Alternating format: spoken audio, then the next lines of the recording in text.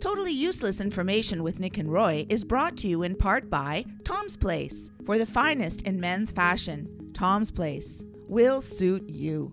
Located in Toronto at 190 Baldwin Street in the heart of Kensington Market. Or visit toms-place.com.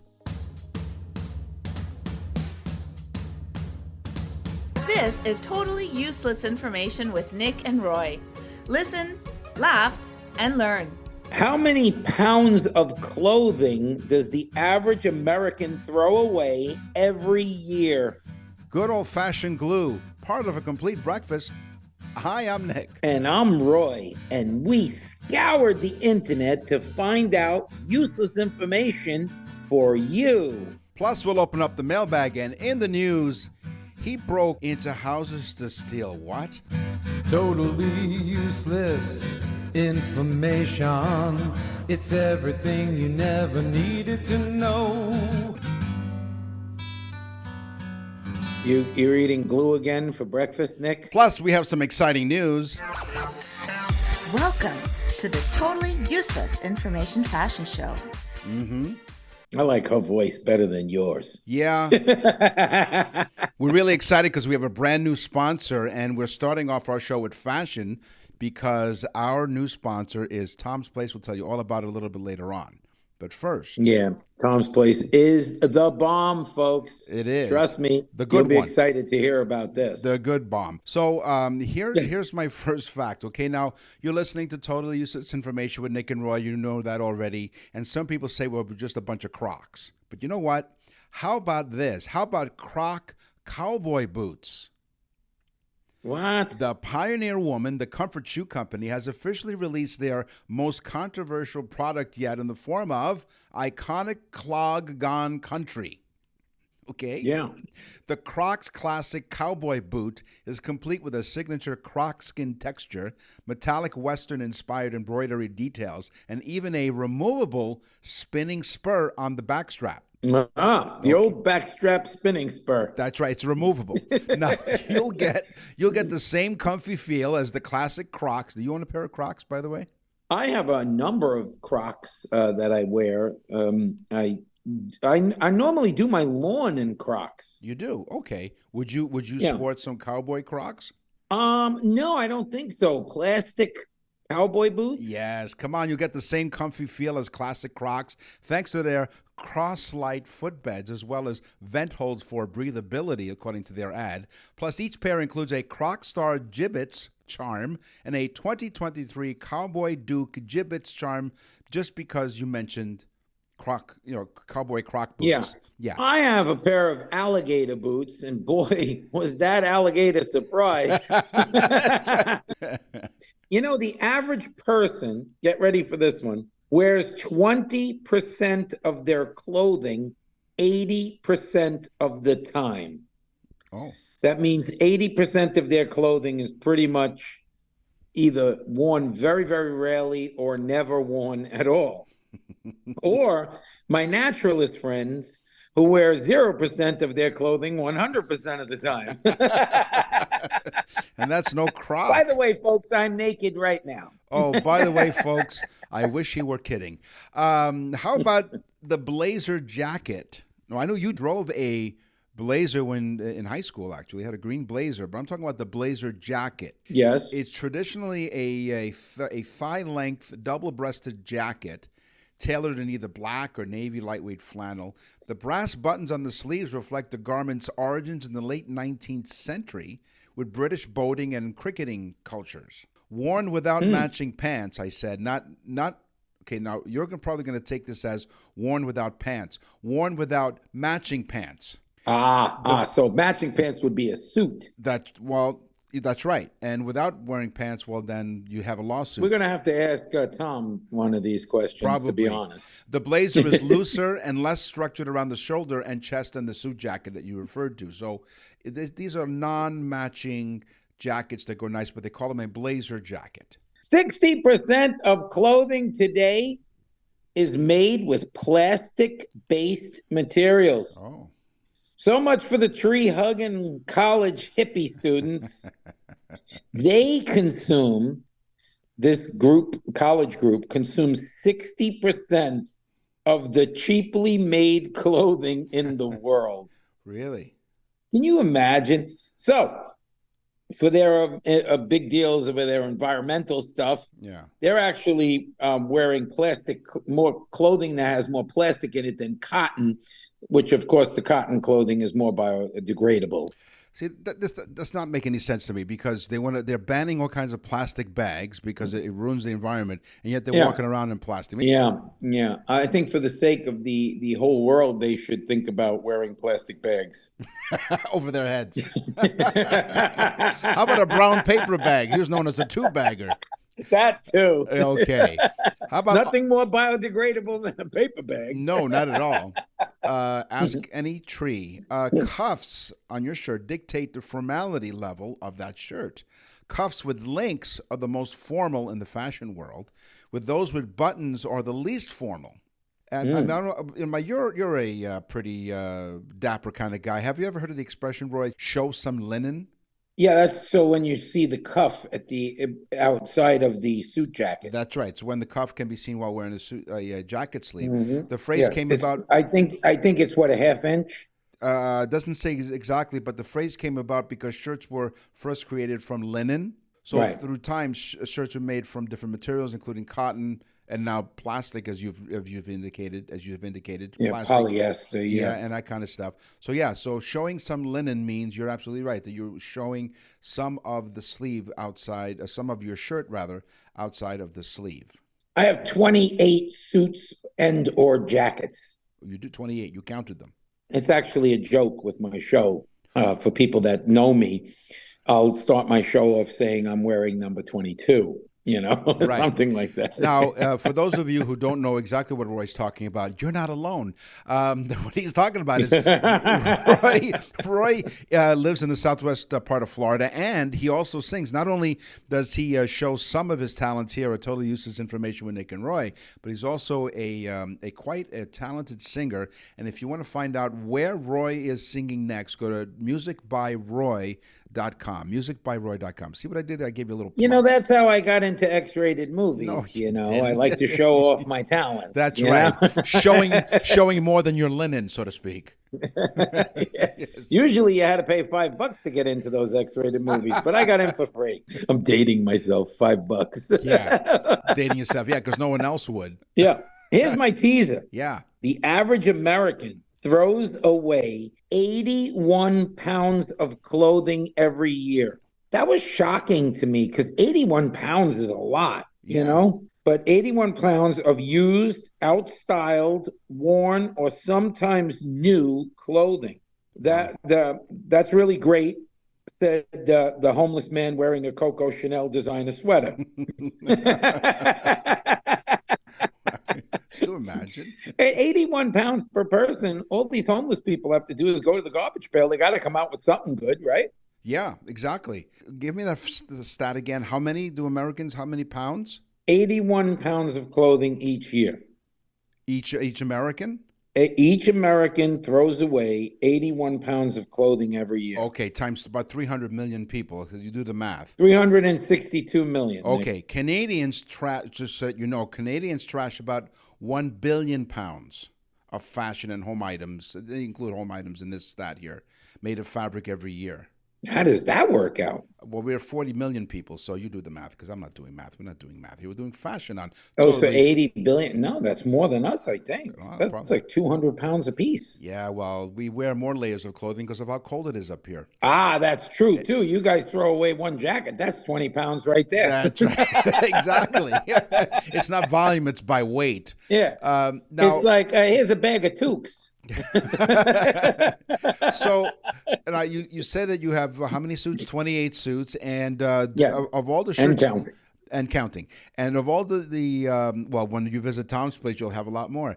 Do you have any shirts that are monogrammed? The cuffs are monogrammed. I do not. Although I think that looks pretty cool. It does. Well, when you monogram the cuffs, they're usually placed on the left side. And some say I didn't know that. That is to avoid getting distracted when shaking hands with your right hand, usually, right? In the old days, monograms on cuffs were hidden and also placed on the left. So they kind of hid them all together because they didn't want people to be distracted. It's like, okay, what's your name? What are your initials?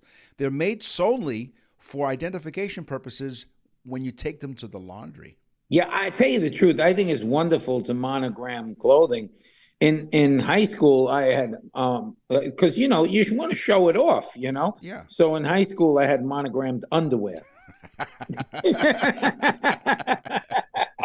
Yes. And people thought, what size is RL? No, they were like, no, but that was because I wore Ralph Lauren. Oh, I see. Mine had BR. BR. Big Roy. Right. Sounds like a candy bar. Do you have one more fashion? I do. Yes. The fast fashion industry. I didn't even know there was a such thing. Okay. But because of these college hippies, Wow. because of the young people, they have a new industry called fast fashion. In other words, cheap clothing targeted exclusively to 18 to 24-year-olds. Could you imagine this? Jeez. Yeah. The least working population in the country is 18 to 24. The largest credit card debt in the country is between 18 and 24. Wow, no fooling. Jeez. Oh my God. Yeah. So they're targeting cheap, expensive clothing to the 18 to 24-year-olds who apparently need to take a class in college called Thrifty Economics. With a cover charge. Hey, thanks for joining us here on Totally Useless Information with Nick and Roy. 72 countries around the world, even in countries where they don't even speak English, like I don't. And if you go to our website, nickandroy.com, you can check out the Nick and Roy store. Tell them, Roy, why they need to go to the Nick and Roy store. You need to go to the Nick and Roy store for a number of reasons. Number one, you can listen to all the episodes. You can binge listen and catch up on 200 some odd episodes. But you go to the Nick and Roy store and you go to birthday messages, click on it. Let me tell you, if you have somebody that you say, oh, I don't know what to get them, you get them a birthday message. We do different messages, of course, and you can hear them. Click on it. It is the best gift ever. It's inexpensive. It's fantastic. Check it out, nickandroy.com. You're listening to Totally Useless Information with Nick and Roy. And we want to welcome aboard to our family here of Totally Useless Information, although this will be quite useful. He owns a clothing store here in Toronto where I am. And so the next time you visit Toronto, you have to check out Tom's Place. Why, Roy? I'll tell you why. Tom's Place is something special. First off, his selection of clothing is amazing. The quality of the clothing is amazing. The people at Tom's are so knowledgeable about clothing. That's another thing. You walk in there, they know exactly what to get you size-wise. They know what the fit's going to be on certain brands of suits and so on. They really are, and not to mention prices. You've got to go to Tom's Place. If you're going to buy clothing, you need to go to Tom's Place. Now, Tom's Place is open for business and, more importantly, on sale every day. So if you want to call them at 416-596-0297, 416-596-0297, or check them out on their website, which is toms-place.com, toms-place.com. Or you can visit our website, nickandroy.com. You can click on his logo. You can find out about specials and store hours. Now, Tom has an incredible method. Like, he's at the cash at the front. You go do your shopping, and you're right, the staff is knowledgeable. And then he stands there at the cash register. He will take the money right off there. As he likes to say, Tom stands for take off more. Okay, so he's got a huge amount of inventory that needs to be moved. The deals are simply amazing with lower prices than ever in the 65-year history of Tom's Place. You know, a good suit is expensive. You can go to a box store and buy cheap clothing. Go to Tom's. You want to see a real wool suit? You go to Tom's. And you're talking about, you can get like a wool suit at Tom's for $149. Wow. I'm talking about a suit. You walk in there, sport jackets, half off the price. Mm-hmm. I mean, wool coats, regularly like $900, $1,000 wool coat. You go into Tom's, $325. And you have to see these jackets and these suits because, again, I have 28 suits. I can tell you what a good suit is. Tom's Place, really great stuff. Shirts, sweaters, coats, sports jackets, and much, much more. Visit Tom at Tom's Place, 190 Baldwin Street in Kensington Market in Toronto. It's the Boxing Week sale right through the month of January. Tom's Place will suit you. Totally Useless Information with Nick and Roy continues. Listen, laugh, and learn. Your weekly sweet and savory facts of totally useless information with Nick and Roy. Come and get it! So, Speaking of food, Nick, Yeah, if you're going to go to a fancy party or something, you're going to have to go to Tom's. Tom's Place for a fancy. If you get an invitation and that invitation says formal, don't even stop. Just go right down to Baldwin Street and go to Tom's Place. You got it. You've seen pictures of food and you go, wow, that looks absolutely delicious, doesn't it? I've seen some pictures of food that I actually ate. Well, believe it or not, in some of those pictures, okay, this is totally useless information with Nick and Roy, but I'm going to tell you right now, some of those pictures, some of the photography that's used, they use some tricks in order for them to do some really fancy food styling. For example, when you see a stack of pancakes, okay, homemade pancakes rarely look as good as the ones that, on the recipe books and in the boxes, right? It's because they're often stacked up with concealed cardboard circles between each pancake. That gives each pancake extra space to look light and fluffy instead of looking quite flat, which is what my pancakes look like when I make them. Yeah. Yeah, you know, most pancakes taste like cardboard anyway, so nobody would be shocked. When I make them, yes, absolutely. Yeah, there's a good pancake and then there's a bad pancake, you know? Uh-huh. Like, I go to a diner, I'm disappointed with pancakes. Some places, though, have fantastic fluffy pancakes with nice fresh blueberries in it. Sounds delicious. If you figure in the type of breads, meats, toppings, and combinations, it's estimated that there are 38 million different variations possible to make a Subway sandwich. 38 million? Yeah, because there's different meats, and there's tuna fish, and there's meatballs, and there's different cheeses, different breads, different toppings. And if you figure the variations, 38 million, they believe. So I talked about pancakes. So in order for you to enjoy some delicious pancakes, you need some syrup, right? Some nice pancake syrup. And to get the perfect pictures, I continue to reveal some food tricks used in food styling photography.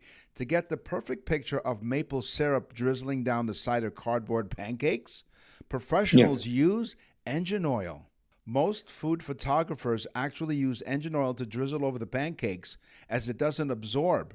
If you're using fruit, try keeping it in place with toothpicks so they are beautifully balanced on the pancakes. But that syrup is none other than engine oil. This is unbelievable. So you got cardboard, engine oil, and toothpicks. That's right. This is a scary thing of pancakes. It is. All right, you're going to love this one, Nick. Yeah. What is the traditional Christmas dinner in Japan? Sushi. No. Originally, it was turkey, but it became very hard to get turkeys. Right. So get ready for this.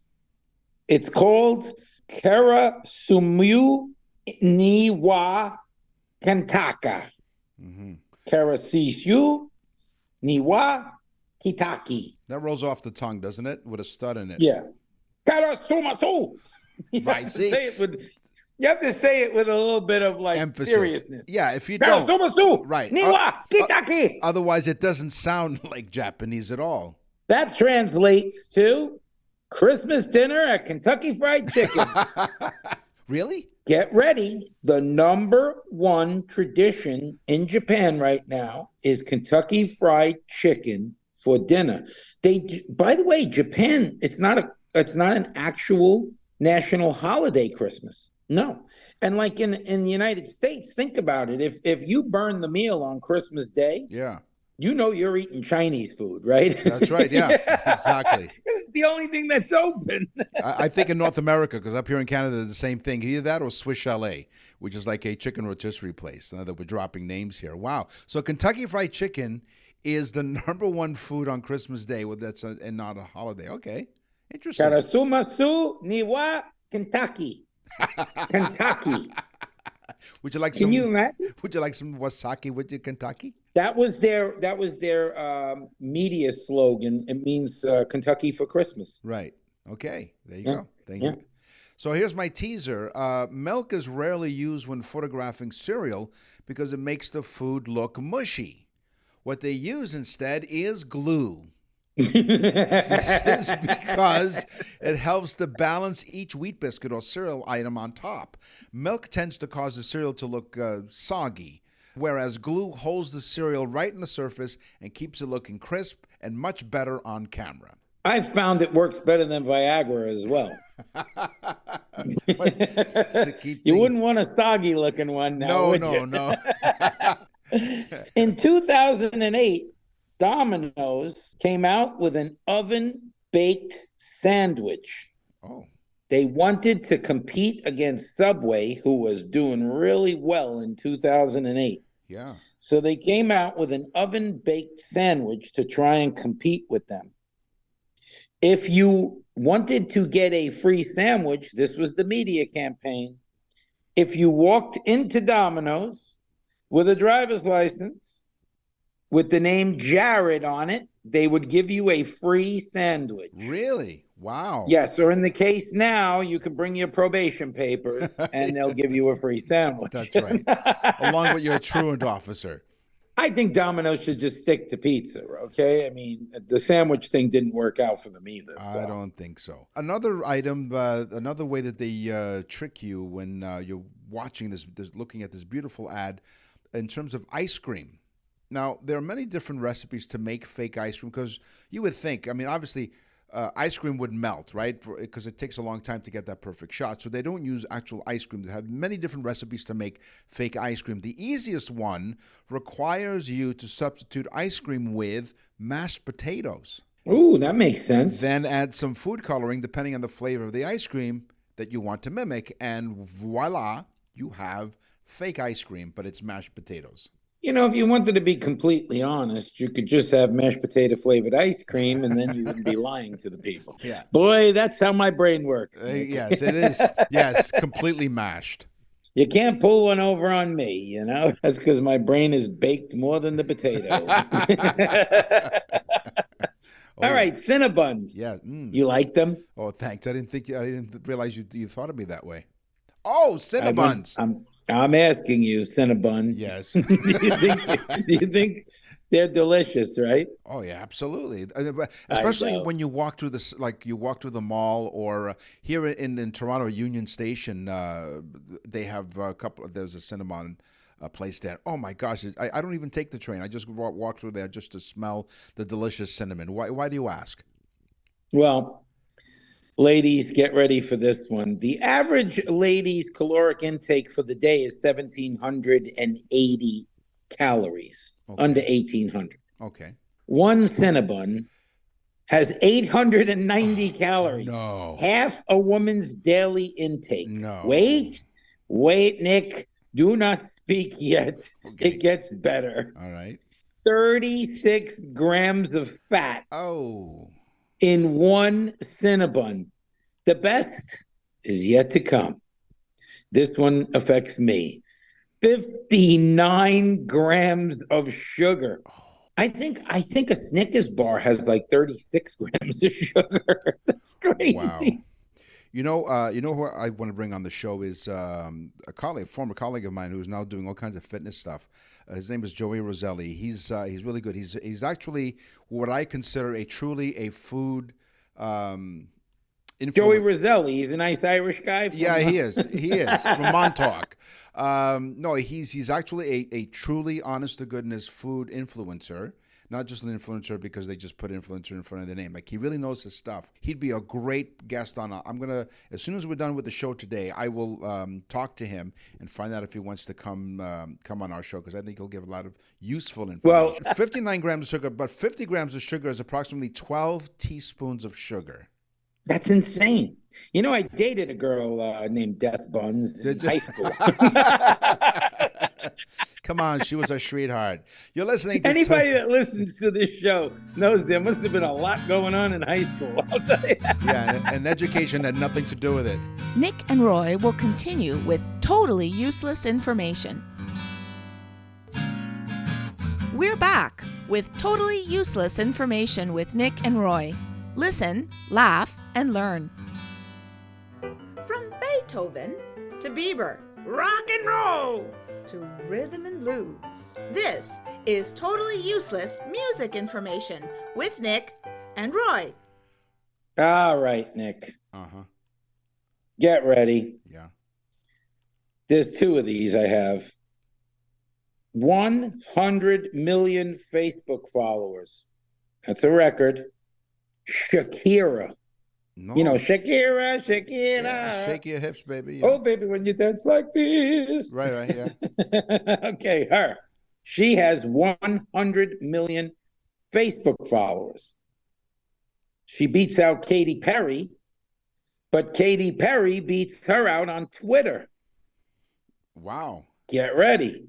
She has 100 million Twitter followers. Ah.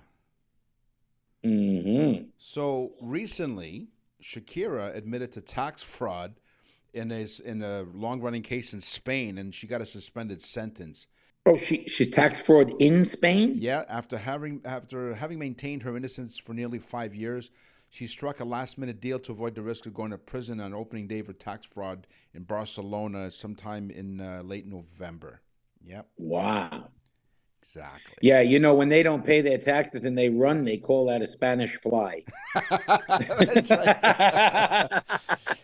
Now, the actor Ryan Gosling, who's in that absolutely adorable, wonderful movie, Barbie. Have you seen that yet? Have you seen Barbie? Nick, I'm not going to lie to you. Yes.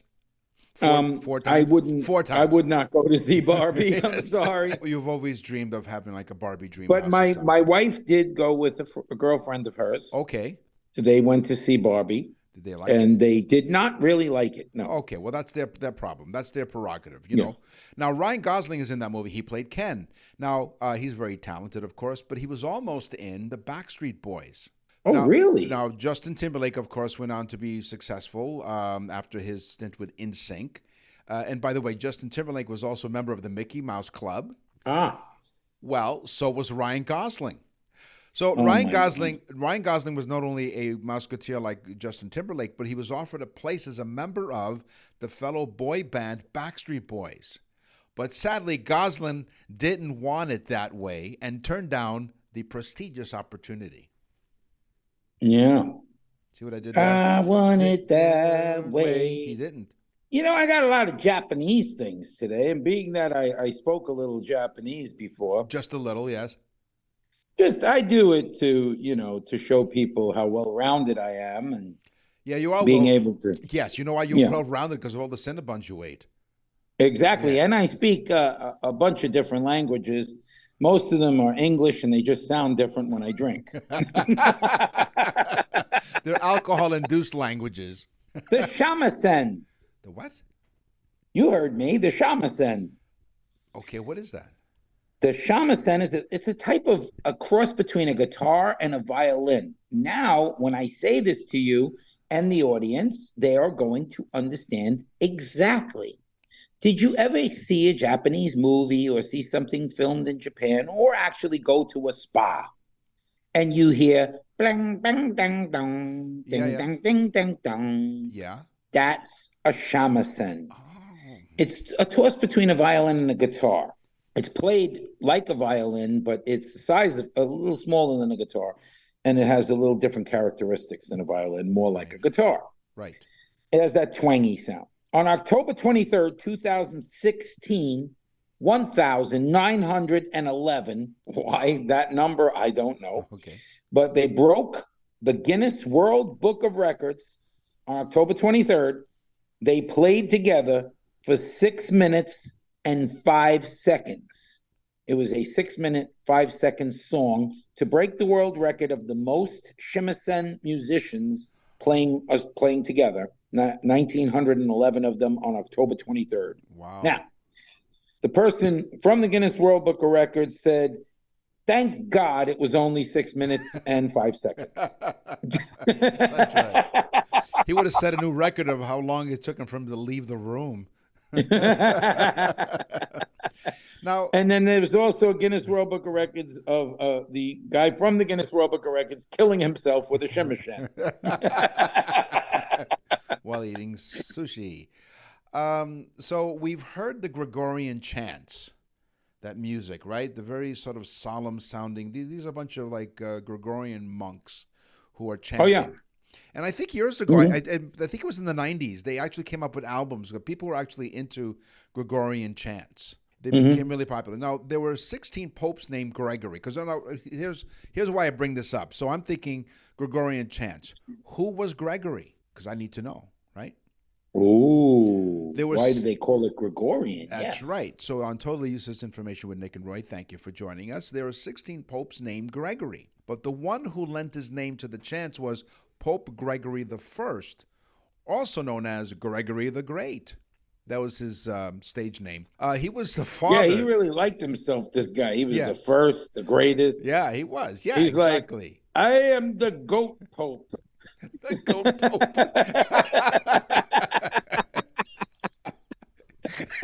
Dominos Deus, I am the goat. Dominos Deus, bah. So you know what? Listen, yeah, you're right. He is full of himself. Gregory the Great, Gregory the First, like you say often. He's not conceited. He's convinced. He was the father of the medieval papacy and a tremendous influence on this time. Gregory chant proper is a body of music, purely vocal, that evolved from the papal choirs of the 5th and 6th centuries. So it has some history. It was codified in the time of Gregory I and stands as the basis for all Gregorian music. So everyone else thinks that Gregory was great, the goat. Gregory the goat. You know, that's amazing that almost every society and every religion has a chant, and they're very harmonic. Yes. You know, and remember when we were kids in high school and you'd make that noise like, and then the next person would do it and you couldn't tell where it was coming from because of the harmonics of it. You know? Yeah. And that's a chant. That's the same thing. Oh, manapamion. Oh, manapamion. That's a chant. That's a Gregorian chant, I believe. There it is. Okay. Singing in a group. Which Nick and I are very familiar with because in high school, Nick and I both sang in the chorus. Dr. the or Zick. Choir. That's right. Whatever you Dr. the Zick. Shout out to Dr. the Zick. Researchers have discovered that singing in a group provides physical and emotional benefits. It rises your spirit and mood through the fact that it releases large quantities of oxytocin, the feel-good hormone. Which is amazing. So it's two things, singing in a group and sex. No. Now, if we could just sing and have sex at the same time, we'd be really excited. Oh, yeah, exactly. And it involves a goat. Yeah. And it involves a goat. Oh, manapamion. Now, this is what I call not weird at all. Weird Al Yankovic. Okay, he's the guy with the... personally, I think he's quite brilliant. I mean, some of his songs are like, meh, but he's quite brilliant with some of the parodies that he's made famous for. Remember the Beat It, Michael Jackson? He had Eat It, Eat It, that's right, yeah. So Weird Al Yankovic received a bachelor's degree in 1981, a bachelor's degree in architecture. Oh, really? He also served as valedictorian of his high school at age 16. So not weird at all. No, he's a pretty smart guy, I guess. Yeah, weird but smart. 5% of the world's population feel absolutely nothing when they hear music. Really? 95% of the population feels something, a thought, a memory, a feeling, like feel good, feel sad. remembrance, memories, right? Yeah. 95% of people that hear a song think of when they heard that song. Right. 5% of the population think absolutely nothing when they hear a song, which means it just goes to my fact that we're going to hell in a handbasket. Now, I'm a witness to this, and 100% of the people who attend Roy's Music down in Southwest Florida pay attention to his music and enjoy 100% of the music. Nick and Roy will continue with totally useless information. You're listening to Totally Useless Information with Nick and Roy. Listen, laugh, and learn. Hey, thanks for joining us here on Totally Useless Information with Nick and Roy. 72 countries around the world, even in countries where they don't even speak English, like I don't. And if you go to our website, nickandroy.com, you can check out the Nick and Roy store. Tell them, Roy, why they need to go to the Nick and Roy store. You need to go to the Nick and Roy store for a number of reasons. Number one, you can listen to all the episodes. You can binge listen and catch up on 200 some odd episodes. But you go to the Nick and Roy store and you go to birthday messages, click on it. You're gonna, let me tell you, if you have somebody that you say, oh, I don't know what to get them, you get them a birthday message. It is the best gift ever. It's inexpensive. It's fantastic. Check it out, nickandroy.com. What's in the mailbag? What's in the mail?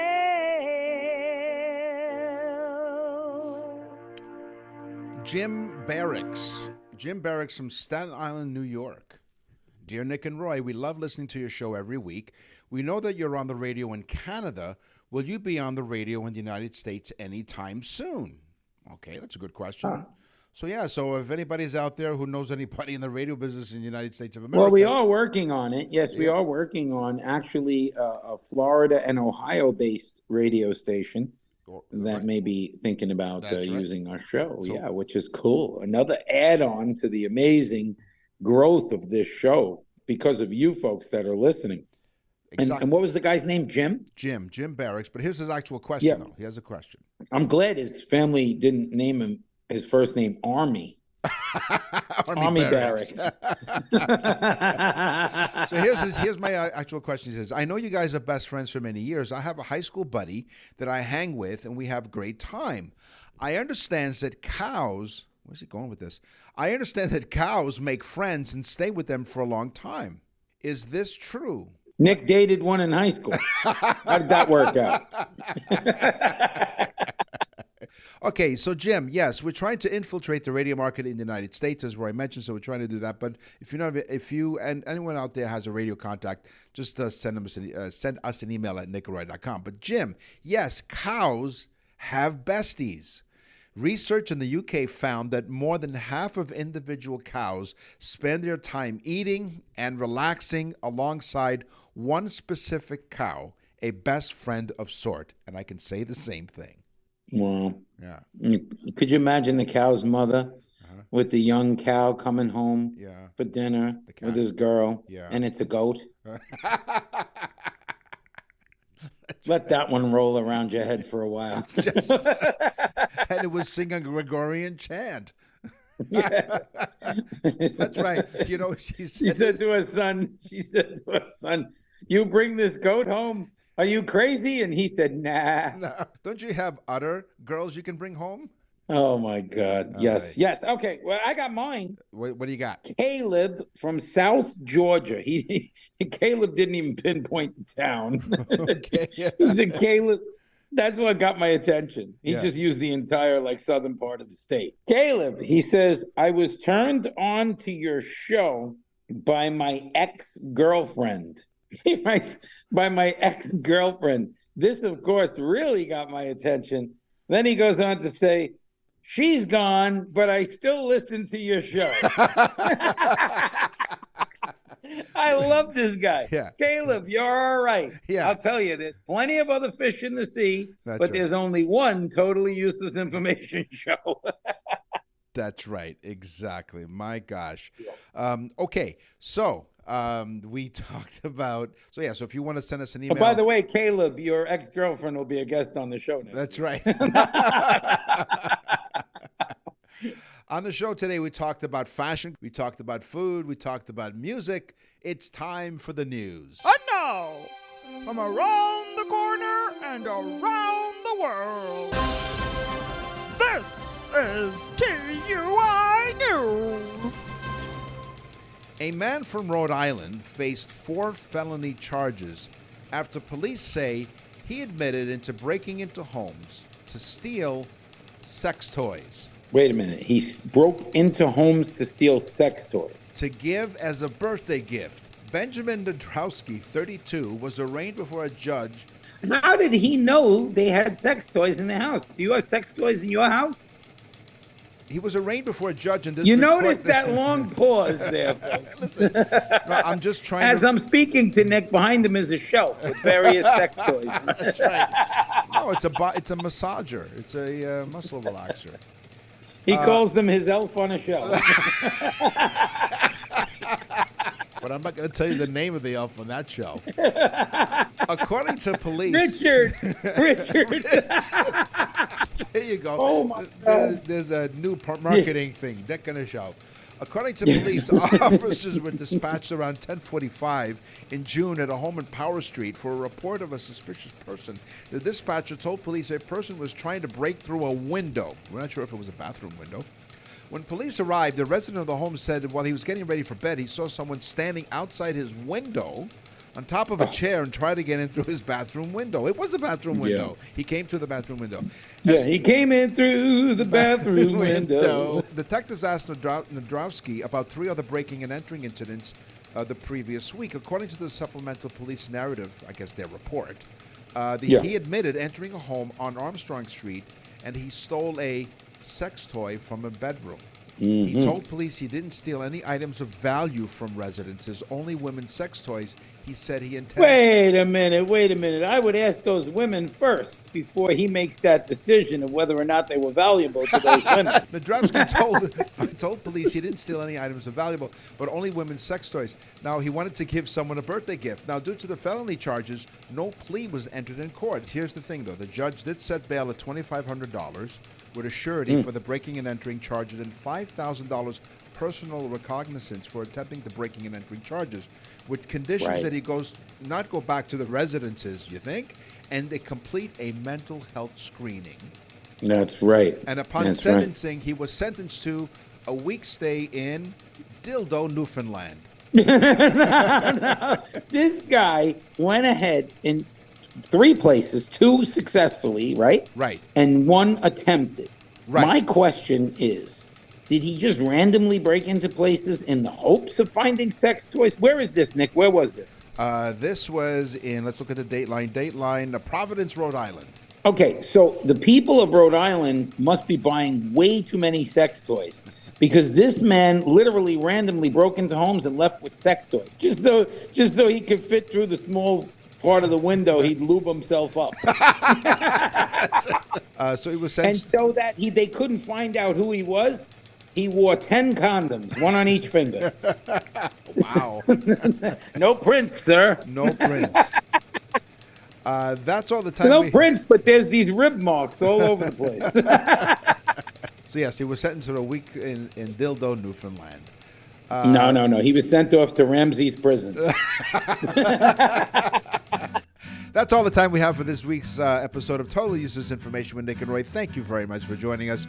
Week after week, we truly do appreciate it. We will scour the internet as we always do to find out more totally useless information just for you. Yes, go to nickandroy.com and visit the whole website. You're going to really like it. Take a look at the newsletter thing, too, because that's really cool. And sign up.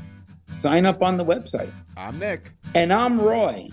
Thanks for listening. Totally Useless Information with Nick and Roy was brought to you in part by Tom's Place. For the finest in men's fashion, Tom's Place will suit you. Located in Toronto at 190 Baldwin Street in the heart of Kensington Market. Or visit toms-place.com.